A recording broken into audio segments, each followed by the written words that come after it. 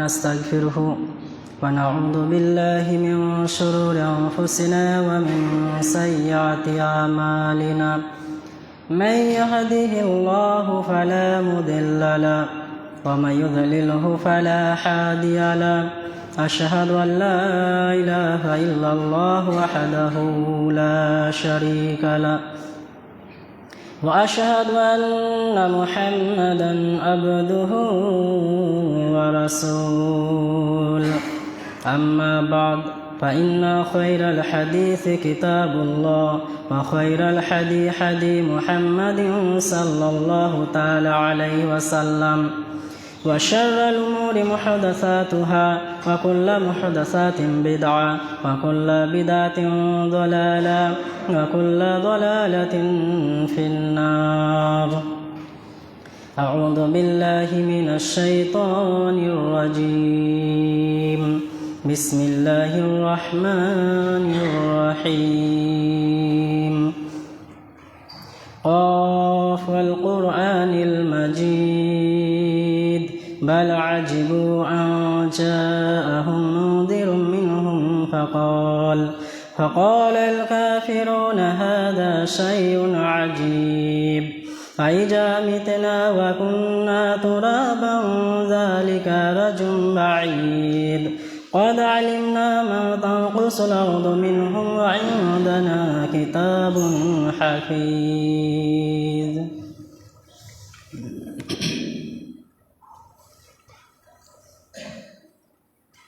الحمد لله رب العالمين والصلاة والسلام على رسوله الكريم. أعوذ بالله من الشيطان الرجيم. بسم الله الرحمن الرحيم. يا أيها الذين آمنوا لا تتخذوا الكافرين أولياء من دون المؤمنين. وقال النبي صلى الله تعالى عليه وسلم من تشبه بقوم فهو منهم. সমস্ত তারিফ, উপাসনা, আরাধনা একমাত্র আল্লাহ তাআলার জন্য, তাই আমরা সকলে তার শুকরিয়া আদায় করে বলি আলহামদুলিল্লাহ। তারপরে পরে বিশ্ব নবীর উপরে দরুদ ও সালাম বর্ষিত হোক। আল্লাহুম্মা সাল্লি আলাইহি আল্লাহুম্মা বারিক আলাইহি। সম্মানীয় উপস্থিতি, আজ আলোচ্য বিষয় কাফেরদের সাথে বন্ধুত্বের এক করুণ ইতিহাস। ইতিহাস ঘাঁটলে তিনটে জিনিস পাওয়া যায়। এক হচ্ছে আমাদের পূর্বে যারা অতিক্রম করেছে, আমাদের পূর্বে যারা গত হয়ে গিয়েছে তারা কেমন টাইপের ছিল।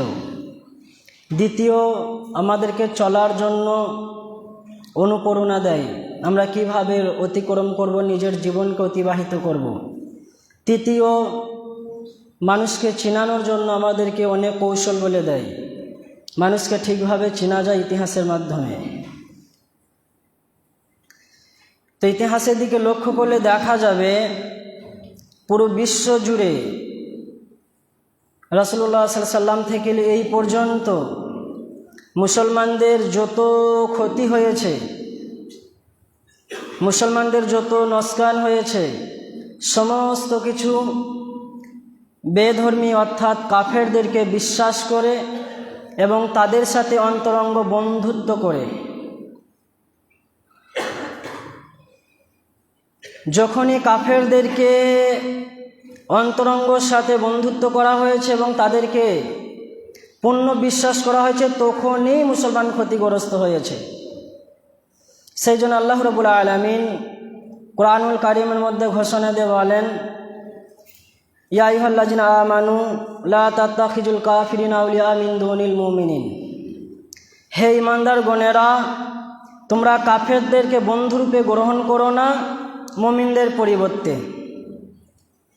আয়াত আমাদের স্পষ্টভাবে সাবধান করে দিল যে আমরা যেন মুমিনদের পরিবর্তে কাফেরদেরকে অন্তরঙ্গ বন্ধু না বানিয়ে বসি। সমাজে, গ্রামগঞ্জে, দুনিয়াতে চলাফেরার জন্য প্রয়োজনের স্বার্থে কাফেরদের সাথে বন্ধুত্ব করতে হবে, কিন্তু অন্তরঙ্গ নয়।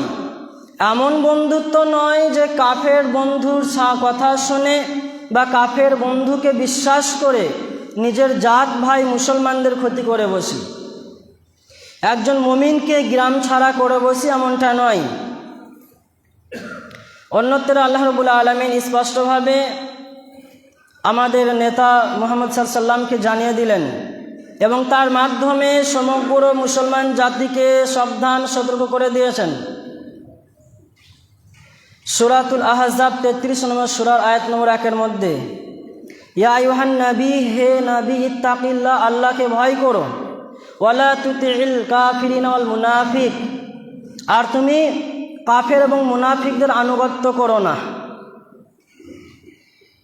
যদি আজকে বর্তমান সময়ে সমাজের দিকে লক্ষ্য করা যায় তাহলে আমাদের মুসলমান সমাজকে দেখা যাবে যে নামেই মুসলমান, সবেমাত্র আছি 99%, বাকি কিন্তু আদর্শ নীতি চলার পথ বিশ্বনবীকে ত্যাগ করে একজন কাফের, একজন মুশরিক, ইসলামের প্রকাশ্য দুশমন, যার চিন্তাধারা প্রত্যেকটা কর্ম ইসলামের ক্ষতি করা, তাদের নীতির অনুসরণ করতে বসেছে আজ আমাদের মুসলমান সমাজ। যে কারণে আজ আমরা পুরো বিশ্বময়ে ক্ষতিগ্রস্ত। ওই কথাটাই বিশ্বনবী বলেন সুনানে আবু দাউদ 4031 নম্বর হাদিসের মধ্যে। বর্ণনাকারী আব্দুল্লাহ ইবনে উমার, তিনি বলেন রাসূল সাল্লাল্লাহু আলাইহি ওয়াসাল্লাম বলেছেন, মান তাশাব্বাহা বিকওমি ফাহুয়া মিনহুম, যে ব্যক্তি বিজাতিদের অনুসরণ করবে সে তাদেরই দলভুক্ত বলে গণ্য হবে। তাহলে আমাদের নীতি, আমাদের আদর্শ, আমাদের চলার পথ পন্থা, আমাদের ব্যবহার, আমাদের আচরণ, আমাদের ভাষা, সমস্ত কিছু যদি বিশ্বনবীর মতো না হয়, বিশ্বনবীর দেখানো পথ না হয়ে যদি একজন কাফেরদের নীতি, কাফেরদের আদর্শ, কাফেরদের ভাষা অনুসরণ যদি আমরা করে বসি, তাহলে আমরা উভয় স্থানে ক্ষতিগ্রস্ত হব, দুনিয়াতে লাঞ্ছিত হব এবং মরার পরে কঠিন ও জটিল শাস্তির সম্মুখীন হতে হবে। আল্লাহর নবী এই কথাটাই আরো স্পষ্টভাবে জানিয়ে দিলেন।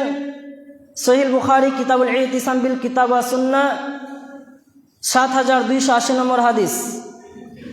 বর্ণনাকারী আবু হুরায়রা, তিনি বলেন রাসূল সাল্লাল্লাহু আলাইহি ওয়াসাল্লাম বলেছেন, কুল্লু উম্মতি ইয়াদখুলুনাল জান্নাতা ইল্লা মান আবা, আমার সমগ্র উম্মত জান্নাতে যাবে কিন্তু আবা ব্যক্তি না, আবা মানুষ যাবে না।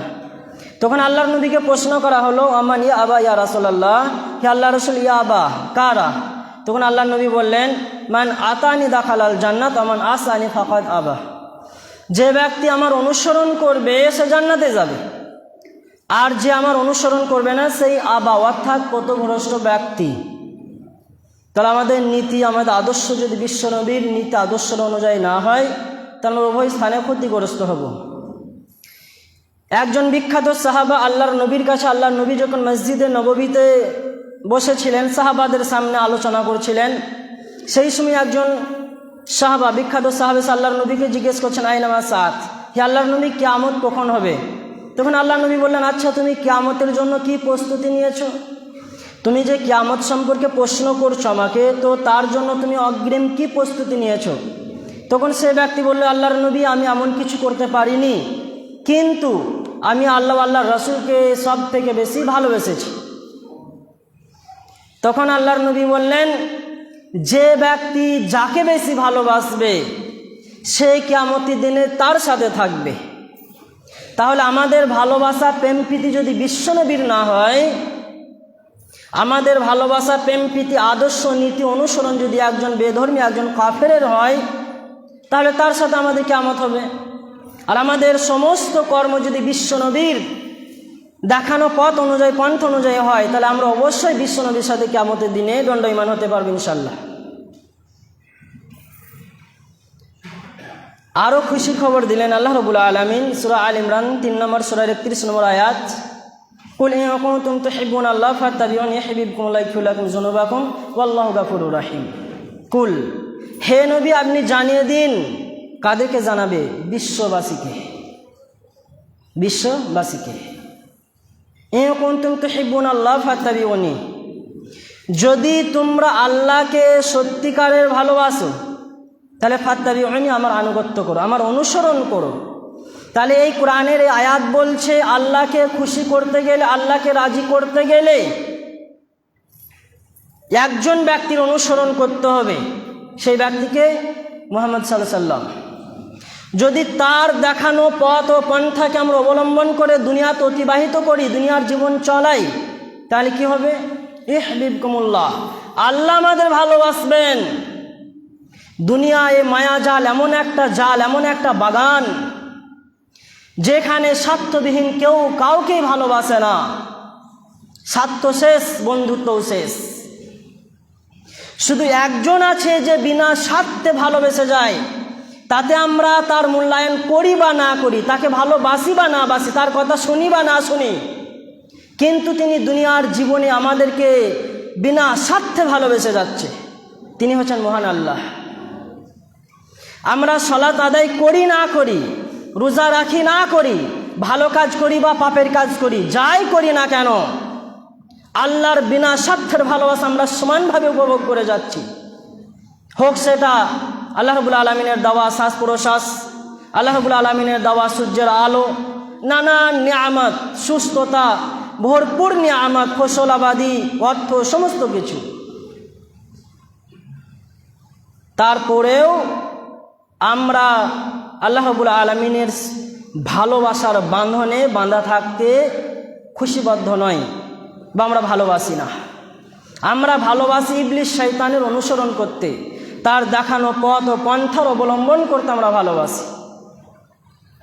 তাহলে আল্লাহকে ভালোবাসতে গেলে বিশ্বনবীর আনুগত্য করতে হবে, আর বিশ্বনবীর আনুগত্য করলে আল্লাহ ভালোবাসবেন। শুধু তাই নয়, ইয়াগফির লাকুম যুনুবাকুম আল্লাহু গফুরুর রহিম। আল্লাহ রাব্বুল আলামিন ভালোবাসবেন তো বাসবেন, এতটাই পরিমাণ ভালোবাসবেন যে আমাদের গুনাহ সমূহকে মার্জন করে দিবেন। নিশ্চয় আল্লাহ ক্ষমাশীল, অত্যন্ত দয়ালু। এই ভালোবাসা পরিপ্রেক্ষিতে আমরা যদি ইতিহাসকে না ঘাঁটি, তাহলে আমরা বুঝতেই পারবো না যে আমরা কত ক্ষতিগ্রস্ত।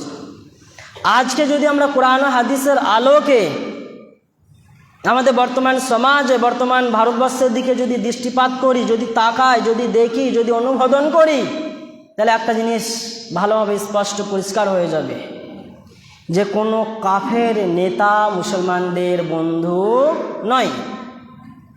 ইলেকশনের সময় আপনাকে মাথায় হাত বুলিয়ে ভোট আদায় করে নেবে, যখন পজিশনে গদিতে বসে যাবে, আমাদের পূর্বপুরুষে রেখে যাওয়া সম্পত্তিকে জবরদখল করার জন্য কালো বিল, ওয়াকফ সম্পত্তির যে প্রতি কালো বিল আনায়ন করলো মোদী সরকার, ভারতের বিজেপি সরকার, তো কোনো বেধর্মী কাফের নেতা তার পক্ষে প্রতিবাদ করলো না। কারণ বেধর্মী নেতার কি, আমাদের ইসলামের ক্ষতি হোক, মসজিদ মাদ্রাসার ক্ষতি হোক, তাদের সামান্য পরিমাণ কষ্ট হবে না। কষ্ট তারই হবে, হাজার চোর হোক, ডাকাত হোক, যত বড়ই পাপী হোক, যদি সে মুসলমান ঘরের ছেলে হয়, তাহলে ধর্মের যখন বিষয় আসবে তার অন্তর আঘাত দিবে, কিছু না করুক কমসে কম মাথা তুলে নাড়া দিবে। তাই আমাদের গভীরতা বন্ধুত্ব মুসলমানদের সাথেই থাকতে হবে। কোনো কাফের সাথে গভীরতা বন্ধুত্ব করতে গিয়ে আমরা কোনো দিনের জন্য মুসলমানের ক্ষতি করব না ইনশাআল্লাহ। যদি আমরা ভারতের ইতিহাস দেখি, বেশি দূর যেতে হবে না, আমাদের ভারতের শেষ এবং স্বাধীন নবাব সিরাজউদ্দৌলার ইতিহাস যদি দেখি, তাহলে আমরা ভালোভাবে শিক্ষা পাব যে কাফেরদেরকে অন্তরঙ্গ বন্ধু বানালে এবং তার প্রতি পূর্ণ বিশ্বাস রাখলে কত ক্ষতির সম্মুখীন হবে। যখন আমাদের এই পুরো ভারত তথা আমাদের পশ্চিমবঙ্গ রাজ্য সোনায় মোড়া দেশ ছিল, কোনো অভাব অনটন ছিল না, শুধু সুখ আর শান্তি, একে অপরের প্রতি প্রেম প্রীতি, সমান সুখ ভোগ করে যখন আমাদের পূর্বপুরুষরা ভারতবর্ষে বসবাস করছিল, ঠিক সেই সময় কালো রাতের আগমন ঘটল।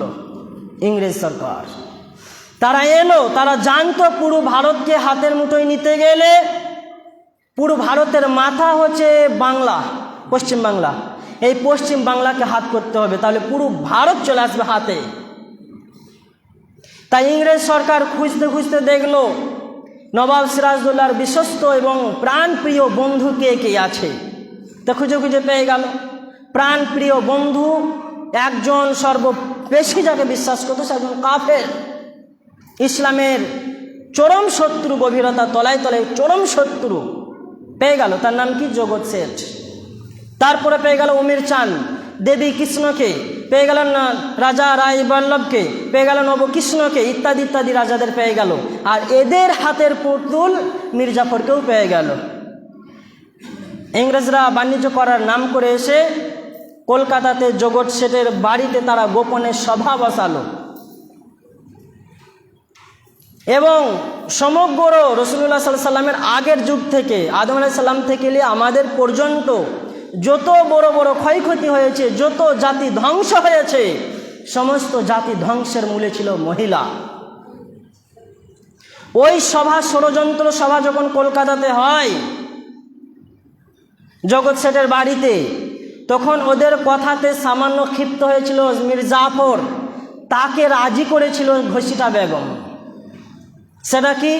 ওদের যখন সভাতে ষড়যন্ত্র হয় যে আমাদের পশ্চিম বাংলার স্বাধীন নবাব সিরাজউদ্দৌলাকে গদিচ্যুত করব, তখন মির্জাফর প্রথমে এক খুদ বাধা সৃষ্টি করলো এবং নিজে মুখ ফিরিয়ে নিল যে এটা হতেই পারে না, সে আমার আত্মীয় স্বজন, আলীবর্দীর সূত্রে সে আমার আত্মীয় স্বজন, আমি তার আত্মীয়, তার আপন জন, আমি কিভাবে বেঈমানি করতে পারি। তখন যখন সভা থেকে সরে এলো, তখন ওই চক্রান্তধারী মহিলা তাকে এসে বুঝাতে লাগলো যে এটা তো যুদ্ধ হচ্ছে না, এতে খালি রক্ত ক্ষয়ক্ষতি হবে না, শুধু ষড়যন্ত্র করে নবাব সিরাজউদ্দৌলাকে গদিচ্যুত করা হবে, তোমাকে নবাব বানানো হবে। বাস বিষ পান করে নিল, ওদের ষড়যন্ত্রে বিষ পান করে নিল। এইদিকে সব কিছু একবারে রেডি, ষড়যন্ত্র রেডি। 1957 সাল 19 জুন তারা কলকাতা থেকে রওনা দিল মুর্শিদাবাদের দিকে যুদ্ধের উদ্দেশ্যে। 22 জুন তারা আমবাগানে পলাশির ময়দানে পৌঁছে গেল। ইংরেজদের সেনাবাহিনী ছিল মাত্র 3500, আর নবাব সিরাজউদ্দৌলার দক্ষ এবং শক্তিশালী অস্ত্রধারী, তীরধারী, জবরদস্ত, ভারতের মধ্যে নাম করা ক্ষমতাশালী সেনাবাহিনী তখন প্রস্তুত ছিল। 1 নয় 2 নয়, 55,000 প্লাস।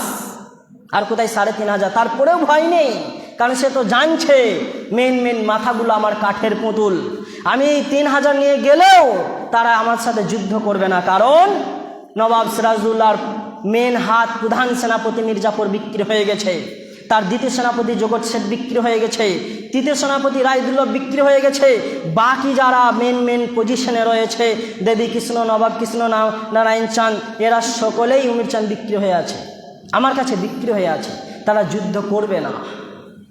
তারা আমবাগানে পুছিয়ে হামলা চালিয়ে দিল। আর মির্জাফর কাঠের পুতুলের মতন 35,000 সেনাবাহিনীকে নিয়ে চুপচাপ দাঁড়িয়ে। এইদিকে নবাব সিরাজউদ্দৌলার সেনারা মরতে থাকলো ইংরেজদের হামলাতে, পিছন থেকে গুলি চালাচ্ছে, আর মির্জাফর কাঠের মতন চুপচাপ দাঁড়িয়ে যুদ্ধের অনুমতি দিল না, বরং চুপচাপ দাঁড় করিয়ে রেখে দিল। এইরকম পরিস্থিতিতে নিচে 2 জন সেনাপতি তারা সহ্য করতে পারল না, মীর মদন এবং মোহনলাল, তারা সহ্য না করতে পেরে এই দৃশ্য যে তারা কাঠের পুতুলের মতন এই সেনাবাহিনীরা মরছে ইংরেজদের হামলায়, তারা সহ্য না করতে পেরে প্রধান সেনাপতির অনুমতি না নিয়ে তারা যুদ্ধ চালিয়ে দিল। ইংরেজদেরকে কণ্ঠেসা করে দিল ইংরেজদের সেনাবাহিনীরা। তারা লেজ গুটিয়ে যখন পালাতে লেগেছে, সেই সময় ইংরেজদের সেনাপতি নবাব সিরাজউদ্দৌলাকে বলল, আচ্ছা তুমি কি ভুলে গেছো শর্ত? তখন আবার নবাব সিরাজউদ্দৌলার কাছে যে বলছে, আমার কথা সেনাবাহিনীদের মধ্যে 2 জন মানছে না। তখন নবাব সিরাজউদ্দৌলা তাদের বাধা দিল যে তোমরা এর কথা আনুগত্য করে কথা মেনে নাও। যখন আবার যুদ্ধ থেমে গেল, এই সুযোগই ছিল ইংরেজ সেনাবাহিনী, তারা বোমা হামলা চালাতে লাগলো। সর্বশেষে নবাব সিরাজউদ্দৌলার সেনাবাহিনী তারা ময়দান ছেড়ে পালিয়ে গেল, এদিকে ওদিকে ছুটে পালিয়ে গেল। নবাব সিরাজউদ্দৌলার দৃশ্য দেখে সে রাজদরবারের ভিতর অন্তর্মহলের দিকে রওনা দিল। তখন মির্জাফর খুশিতে হাসছে যে আমি আবার রাজা হব। তখন নবাব সিরাজউদ্দৌলা যে ওর পায়ের কাছে মাথা নত করে দিল যে তোমার পায়ে ধরছে, আমার মাথার মুকুট তুমি নিয়ে নাও, রাজা সিংহাসন নিয়ে নাও, কিন্তু আমার দেশকে বাঁচাও। কিন্তু তো বিক্রি হয়ে গেছে, ওর কথা কানে তো বাজছে না। তখন নবাব সিরাজউদ্দৌলাকে বন্দি করা হলো, বন্দি করে তাকে টেনে হিঁচড়ে নিয়ে যাওয়া হলো। 100 কোটি ভারতবাসীর ভিতরে তিনি ভিতরে কান্না থামাতে পারলেন না, কেঁদে ফেললেন। যেই বেঈমানির ফল তোরা বুঝলি না, যে এই জয় ইংরেজদের জয়, এই হার পুরো ভারতবাসীর হার।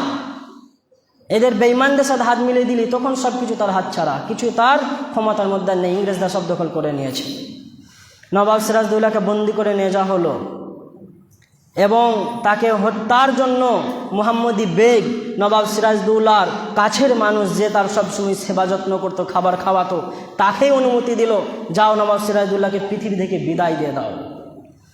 সে খোলা তলোয়ার নিয়ে যখন রাজমহলের ভিতরে প্রবেশ করছে, নবাব সিরাজদৌল্লা দৃশ্য দেখে বুঝেই নিয়েছে যে আমার আর দুনিয়াতে বাঁচার অনুমতি নেই, আমাকে আর এরা বাঁচতে দিবে না। তখন মুহাম্মদী বেগের কাছে হাত জোর করে বলল, আমাকে সাধারণ মানুষের মতন, একজন ভিখারির মতন বাঁচতে দাও, আমাকে জানে থেকে মেরে ফেলো না। তখন মুহাম্মদী বেগ কোনো কথা না বলে অঝার নয়নে কাঁদতে লেগেছে। তার মুখ স্তব্ধ, শুধু চোখ দিয়ে লুই ঝরেই যায়, ঝরঝর করে ঝরে যায়। নবাব সিরাজদৌল্লা বুঝতে পারলেন আমাকে বাঁচতে দিবে না। তখন মুহাম্মদী বেগের কাছে যখন আবার এই কথা অনুপ্রেরণা চাইলো যে আমাকে বাঁচার শেষ সুযোগ কি দিবে না, তখন একটি কথা মুহাম্মদীর মুখের বেগ থেকে বাইরে হলো যে তারা তোমাকে বাঁচতে দিবে না, অর্থাৎ তোমার বিশ্বস্ত বন্ধু তোমাকে বাঁচতে দিবে না। তখন সর্বশেষে আবেদন করলো, ঠিক আছে, যখন আমাকে বাঁচতেই দিবে না, তোর সর্বশেষে আল্লাহ রাব্বুল আলামিনের দরবারে আমাকে নত হবার সুযোগ দাও, 2 রাকাত সালাত আদায় করার সুযোগ দাও।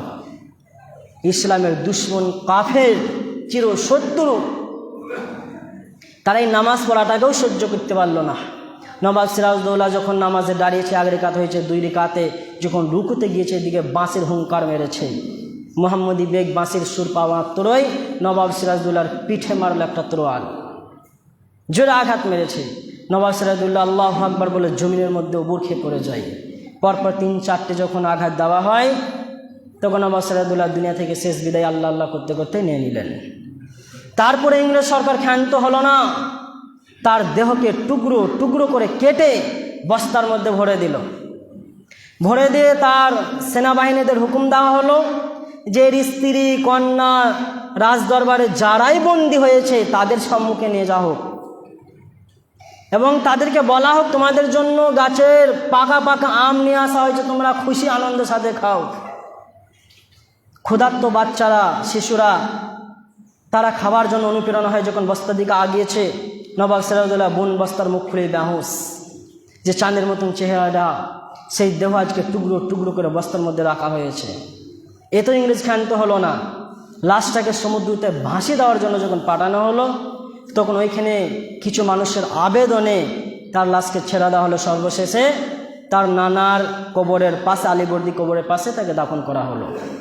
ইংরেজ সরকার তখন থেকে নিয়ে একবার আমরা 1947-এর আগে পর্যন্ত 1 নয় 2 নয় যে অর্থ লুট করে নিয়ে গিয়েছে, টাকা বাদ দেন, শুধু হিরে মতি জহরাত নিয়ে গিয়েছে 550। আপনার তখনকার যুগে যে কাপড়ের ব্যাগ ছিল, চামড়ার ব্যাগ, সেই ব্যাগে করে ভর্তি। কোন ইতিহাসবিদ বলেছে 30 জাহাজ বুঝাই করে সম্পত্তি নিয়ে গিয়েছে, আর এই কাঠের পুতুলরা কিছুই করতে পারেনি। ইতিহাস আমাদের শিক্ষা দিচ্ছে যে আমরা বর্তমান সময়েও নিজেদের জীবন অতিবাহিত করার ক্ষেত্রে কোনো কাফেরদেরকে অন্তরঙ্গ বন্ধু বানিয়ে কোনো সময়ের জন্য মুসলমানদের ক্ষতি করব না, তাহলে সব জায়গা হারাতে হবে। মুসলমান কোনো দিনের জন্য আমাদের বন্ধু নয়, আমাদেরকে শুধু মুরগির মতন ব্যবহার করে, চাল ছিটাই, আমরা ছুটে দিয়ে চাল খেতে লাগি, কিন্তু চালের বস্তা এবং ওই ফসলের জমি তাদের হাতে। আমাদেরকে সামান্য চাল ছিটিয়ে দিচ্ছে, আমরা মুরগির মতন গিয়ে ঝাঁপিয়ে পড়ছি নিজেদের মধ্যে অশান্তি সৃষ্টি করে। যখন আমরা তাদের পথের কাটা হয়ে যাচ্ছি, কোনো বিষয় যখন বাধা সৃষ্টি করছি, ওই মুরগি যখন গোস্ত একবারে সাফল্য হয়ে যায়, খাওয়ার মতো হয়ে যায়, ধরে আর এদিক থেকে ওদিক করে, তখন আমাদেরকে দুনিয়া থেকে বিদায় দিয়ে দিচ্ছে। তাই আমরা ইতিহাসের দিকে, কোরআন হাদিসের দিকে লক্ষ্য রেখে এটাই আমরা গ্রহণ করব যে আমরা উপরে উপরে কাফেরদের সাথে বন্ধুত্ব করব, কিন্তু গভীরতার সাথে নয়। আর আমরা কোনো দিনের জন্য কোনো মুসলমান ভাইকে কষ্ট দেব না, কারণ যদি আপনি কোনো মুসলমান ভাইকে কষ্ট দেন, এর বিচার কিয়ামতের দিন আপনাকে লাগবে, ফুলভাবে লাগবে। আপনি অন্যায়ভাবে কাউকে থাপড় মারলেন, কাফেরদের কথা শুনে কারোর জমি দখল করলেন, কাউকে গ্রাম ছাড়া করলেন, সে অসহায়, কিছু করতে পারল না, কিন্তু একজনের কাছে অভিযোগ দিয়েছে যে ছাড় দেয়, ছেড়ে দেয় না। আল্লাহ রাব্বুল আলামিন কিয়ামতের দিনে ভুলভাবে ন্যায় বিচার করবে। সেদিন আপনি চিৎকার মারবেন আর বলবেন, আল্লাহ এটা তো দুনিয়ার ম্যাটার ছিল, দুনিয়ার বিষয় ছিল, এখন আমি কি করে পরিশোধ করব? তখন বলবে, তোমার যা নেকি আছে তাকে দাও, দিয়ে পরিশোধ করো। যদি সেটাও না হয়, তার যত গুনাহ আছে তুমি গ্রহণ করে পরিশোধ করো। এইভাবেই বিচার হবে সেই দিন। কেউ কাউকে সঙ্গ নেবে না, কেউ কাউর উপকারে আসবে না। সেই জন্য আলী রাদিয়াল্লাহু তাআলা আনহুর একটা দামি কথা আমাদের সকলের স্মরণ করা এবং সেই মোতাবিক চলা অবশ্যই কর্তব্য। আলী রাদিয়াল্লাহু তাআলা আনহু একটা বাক্য বলেছেন, গুরুত্বপূর্ণ বাক্য। সেটা কি? জাল ইয়াউমা, এই দুনিয়ার জীবনটা হচ্ছে আমালুন ওয়ালা হিসাবুন, নেকি করার জায়গা, নেকি কামাবার জায়গা। আপনি দুনিয়াতে পাপের কাজ করেন আর ভালো কাজ করেন, নামাজ পড়েন আর না পড়েন, আপনাকে কেউ বাধা দিবে না, কেউ বলবেও না, জিজ্ঞাসাবাদও করবে না যে কতগুলা নেকি করলে, কতগুলা পাপ করলে, কেউ জিজ্ঞাসা করবে না। কারণ এই পৃথিবীর জীবনটা কামাবার জায়গা, পৃথিবীর জীবনটা নেকি জমাবার জায়গা। তারপরে বলছেন ওয়াল গাদা হিসাবুন লা আমালুন, মৃত্যুর পরের জায়গাটা হচ্ছে শুধু জবাবদিহির জায়গা, হিসাবের জায়গা। সেইখানে আমল করার কোনো সুযোগ পাওয়া যাবে না। তাই আমরা কোরআন ও হাদিস ইতিহাসকে সামনে রেখে লক্ষ্য করে আমরা চলবে ইনশাল্লাহ। আমরা আজকে পর থেকে প্রতিজ্ঞাবদ্ধ হবে যে কোনো মুসলমান ভাইয়ের রক্তের পিপাসিত আমরা বাঁধব না। কোনো মুসলমান ভাই যাতে আমার দ্বারা কষ্ট পায়, আমার দ্বারা তার ঘুম হারাম হয়ে যাক, এমন কোনো কর্ম আমরা করব না। আমরা দুনিয়াতে আল্লাহকে খুশি করার জন্য আমরা এক হয়ে মিলেমিশে চলাফেরা করবো ইনশাল্লাহ। আল্লাহ আমাদের কবুল করে নেক, আমিন। সর্বশেষ একটা কথা বলি, আমরা এখানে আসতাম যখন কুবার মাদ্রাসায় পড়তাম, তখন মাঝাবাকি আসতাম ছাত্র জীবনে। আমার বাড়ি হচ্ছে ঘিদা। আপনারা হয়তো অনেকেই জানেন যে আমি একজন মাজার পূজারি ঘরের ছেলে, পীর পূজারি ঘরের ছেলে। 2013 সাল পর্যন্ত পীর পূজারি ছিলাম। তারপরে বুঝে জেনে যখন বুঝতে পারলাম যে এটা ভুল, আস্তে আস্তে ছেড়ে দিয়ে প্রথম কুবার মাদ্রাসায় পড়াশোনা করে তারপরে আপনার মাঠ পলসা ইউপি গেছিলাম, 1 বছর ছিলাম। তারপরে ইলেমবাজার ইত্যাদি জায়গায় পড়াশোনা করে পড়া কমপ্লিট করে এখন বর্তমানে আল হাদিস মাদ্রাসা ইলেমবাজার মাদ্রাসা আমি একজন সহশিক্ষক, সেখানে পড়াচ্ছি। তো আপনারা যারা গিয়েছেন ইলেমবাজারের ভিতরে কয়রা রোডে যে বড় মাদ্রাসা জামিয়া সালাফিয়া দারুত তাবলীগ, ওই মাদ্রাসার আর্থিক ব্যাপারে আপনারা সকলেই অবগত যে তার কোনো আর্থিক আয় নেই, কোনো রকম জমি জায়গা নেই, আদায়ের উপরেই চলে। তো এই সময়টাতে মাদ্রাসাতে খানিক অভাব অনটন দেখা দেয়, যেমন চালের অভাব, টাকার ইত্যাদি অভাব। যে কারণে আমরা প্রত্যেক 14 জন শিক্ষক 14 জায়গায় হিতাহুতা করে জমা পড়াতে যাচ্ছি মাদ্রাসার স্বার্থে। বর্তমান ছেলের সংখ্যা অর্থাৎ ছাত্র সংখ্যা 250+। প্রত্যেকদিন চাল লাগে 62 থেকে 65 কিলো এবং মাসিক খরচা হচ্ছে 2.5 লাখ টাকা। যারা গিয়েছেন অডিট দেখেছেন, হিসাব দেখেছেন, অবগত। তা আপনাদের দ্বারে এসেছি সেই সত্ত্বেই বা সেই স্বার্থেই যে যে যা পারবেন 10, 20, 20 ইত্যাদি করে সকলেই দিয়ে যাবেন মাদ্রাসার দিকে তাকিয়ে, এবং ছেলেরা যাতে পড়াশোনা সুন্দরভাবে চালিয়ে যেতে পারে এবং আলেম পাস করে আপনাদের সম্মুখে এসে কোরআন হাদিসের কথা শোনাতে পারে, সেই দিকে তাকিয়ে আল্লাহ আল্লাহ রসুলকে ভালোবেসে এবং মাদ্রাসার স্বার্থে ছেলেদের জন্য মুখ পানে তাকিয়ে যে যা পারবেন আপনারা দিয়ে যাবেন। আসর পর্যন্ত আছি, আমার জন্য দোয়া করবেন। আমি জুলুমের শিকার হয়েও যেন হকের প্রতি প্রতিষ্ঠিত থাকতে পারি। আল্লাহ কবুল করে নেক আমাকে, আমিন। ইয়া আইয়ুহাল্লাযিনা আমানু সাল্লু আলাইহি সাল্লিমু তাসলিমা। আল্লাহুম্মা সাল্লি আলা মুহাম্মাদিন ওয়া আলা আলি মুহাম্মাদ কামা সাল্লাইতা আলা ইব্রাহিম ওয়া আলা আলি ইব্রাহিম ইন্নাকা হামিদুম মাজিদ। আল্লাহুম্মা বারিক আলা মুহাম্মাদিন ওয়া আলা আলি মুহাম্মাদ কামা বারাকতা আলা ইব্রাহিম ওয়া আলা আলি ইব্রাহিম ইন্নাকা হামিদুম মাজিদ। সুবহানা রাব্বিল ইজ্জাতি আম্মা ইয়াসিফুন ওয়া সালামুন আলাল মুরসালিন ওয়াল হামদুলিল্লাহি রাব্বিল আলামিন।